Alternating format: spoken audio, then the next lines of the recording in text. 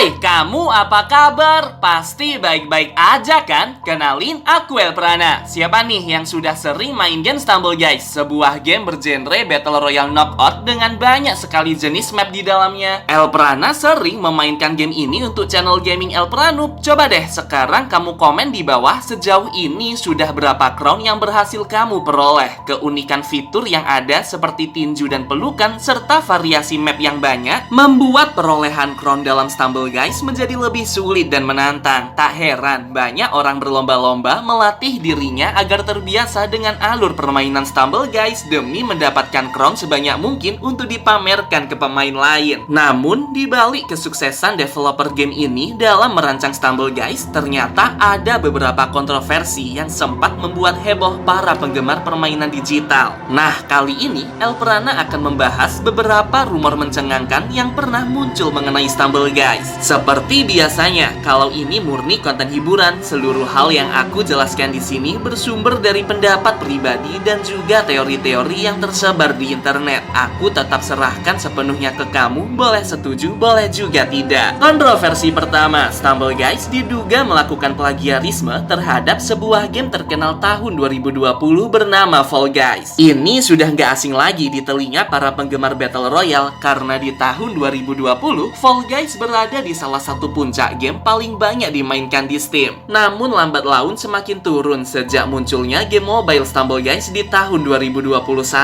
Yang menjadi perbincangan banyak orang adalah bagaimana bisa Stumble Guys diloloskan oleh tim Google saat verifikasi aplikasi di Play Store. Yang notabene nih, Google sangat ketat kan dalam hal hukum hak cipta. Secara konsep benar-benar mirip, ada kumpulan pemain dalam suatu server map yang mana mereka harus bertanding mencapai garis finish. Di mapnya pun juga ada rintangan dan pemenang juga sama-sama dihadiahi sebuah mahkota. Aneh banget kan? Kustomisasi skin pun juga diterapkan oleh Stumble Guys untuk menambah variasi karakter. Secara garis besar, game Stumble Guys benar-benar menyontoh sistem permainan Fall Guys, dan hal ini sangat disayangkan oleh penggemar berat game Fall Guys. Kalau menurutmu gimana? Apakah hal ini bisa dibenarkan sebagai penikmat game? Coba kamu komen di kolom komentar ya analisis kamu. Setelah aku menyelidiki lebih lanjut mengenai kontroversi ini, aku berhasil menarik kesimpulan yang cukup realistis. Jadi gini, di dunia game saat kita melakukan verifikasi data aplikasi di sebuah platform seperti Steam maupun Play Store, sebuah game hanya dianggap plagiat apabila terdapat aset-aset game atau animasi yang sama persis seperti game terdahulu. Dan hal ini sama sekali tidak ditemukan dalam Stumble Guys. Game tersebut murni menggunakan jenis karakter, warna, aset 3 dimensi, dan desain interface yang sangat berbeda dari Fall Guys. Inilah yang menyebabkan Stumble Guys dapat lolos untuk dipublikasikan. Selain itu, seorang pakar game juga memberikan penjelasan bahwa genre permainan atau prosedur permainan sama sekali tidak bisa didaftarkan sebagai properti intelektual di sebuah badan hukum hak cipta. Karena memang definisi genre game ini bersifat bebas, Fall Guys pun juga tidak secara orisinil merancang game ini. Jauh sebelum Fall Guys sudah pernah tuh ada permainan serupa. Misalnya seperti stick fight, kita harus bertanding dengan stickman lain dan merebut mahkota agar menang. Atau mungkin pummel party, yang mana kita harus mendorong pemain-pemain lain agar segera terjatuh. Game-game tersebut sudah pernah muncul tuh lebih dulu dari Fall Guys dan pada akhirnya ditiru serta dimodifikasi dengan penambahan fitur, prosedur, karakter, dan lain-lain. Berdasarkan fakta inilah, prosedur permainan tidak boleh dipatenkan untuk suatu merek dagang. Dalam konteks ini adalah Fall Guys. Karena kenyataannya, Fall Guys pun tidak 100% orisinil. Dia mampu meniru dan memodifikasi prosedur permainan game-game terdahulu untuk menyempurnakan game miliknya. Kasus ini tuh mirip-mirip dengan Supersass yang meniru Among Us. Inner Slot gak bisa menuntut Supersass hanya karena meniru prosedur permainan Among Us. Karena pada dasarnya, genre ini tidak bisa dipatenkan hanya untuk Among Us saja. Ngomong-ngomong, ada juga loh cerita seram maupun creepypasta mengenai game Fall Guys. Setuju nggak kalau selanjutnya aku membahas mengenai misteri game Fall Guys? Kalau setuju, kamu like video ini dan komen ya di bawah. Kontroversi kedua, Stumble Guys dianggap menjegal Fall Guys karena berhasil menggeser Fall Guys dari top chart platform-platform terkenal. Ini beneran bikin heboh forum gamer di luar negeri. Mereka yang dari negara-negara maju merasa gregetan dengan developer Kitka Game mengenai peniruan Stumble Guys terhadap Fall Guys. Semakin gigit jari nih, karena dalam beberapa bulan saja Stumble Stumble Guys menduduki peringkat pertama di App Store, 10